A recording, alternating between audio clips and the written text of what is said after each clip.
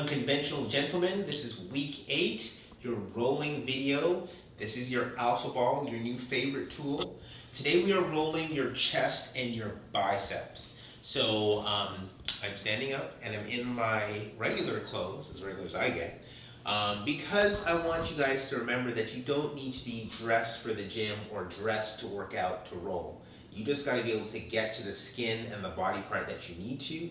And hopefully that idea will let you feel like you can do it more places because you need to do it more often. So today what we're going to do, this ball is, well, it's the perfect shape and size to start to get into the crevices in between your shoulders. It helps you open up this chest muscle. So, okay, here's your sternum, okay, and then this is your chest, yeah? And so what you're going to do is start near the clavicle, that bone right here, and you're going to roll across to the shoulder, and then you're going to come back. And then we roll across to the armpit, and then we come back. Okay, so that's kind of the motion we're going to do with it. Now at some point we're going to get to the meaty part, and you know those parts where it's sore from all the pushing, and once we get there, that's where we're going to start to do articulations and movements with our hands, because as you can see, every move with my arm creates a shift in my shoulder muscles or my chest muscles that we're trying to open up. Okay, so that's what we're going to do today.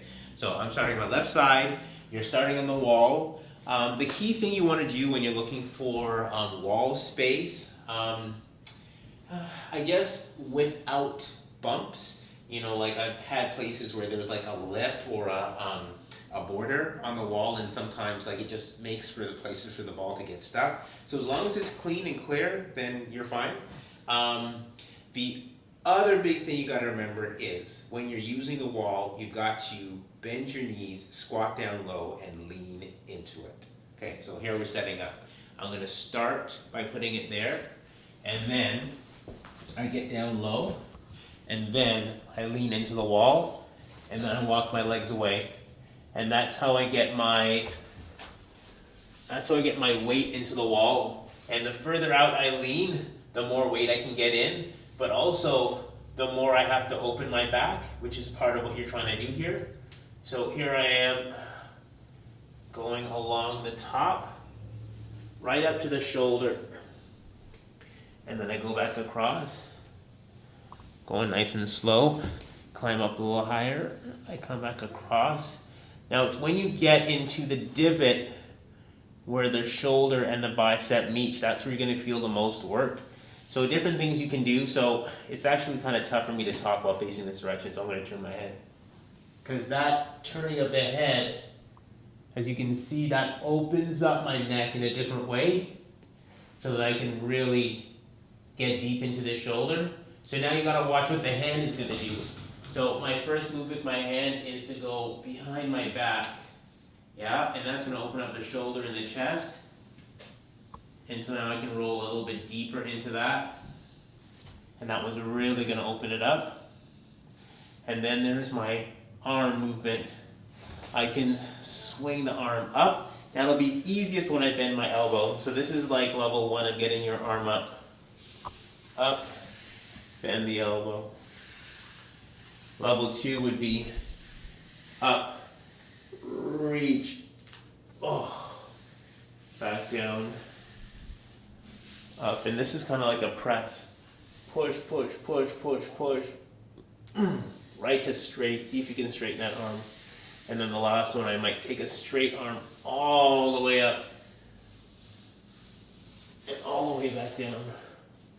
Woo! All right, so the chest itself doesn't take that long to roll. It's not a huge muscle, and your weight will drop in really fast. So you'll start to feel that opening. So the key thing for you to remember about your chest is that your chest and your hip flexors are essentially one unit. So if one is tight, the other will respond. So if one opens, the other will respond as well. So being able to get your arms all the way up and open up your hips means you've got to open your chest as well. Okay, so the last one for today is the bicep. And so with the bicep, we put it on the side here, and we lean into the wall. And then we're going to use our hand for pressure And we're gonna press our hand in. You can see I'm still leaning away from the wall, using my body weight, but really it's my hand that's helping me get into that one. Okay, I can transition easily to the tricep while I'm in the arm. We did that one last week, but this is just a kind of variation on how you can play with the bicep and the tricep, right? And then I can even make some movements with my hands. I know we're gonna do this one later a week, but since we're here, I might as well show you how to get to that spot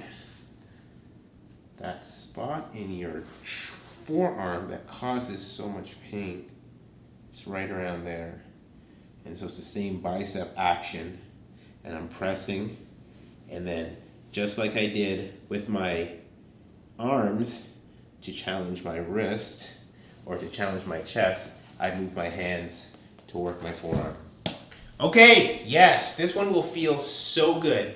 Any day you're going to the gym, you're working out, you're doing your push-ups, you need to open the shoulder girdle. The chest does not get enough pressure and attention for opening. So use your unconventional skills and do it.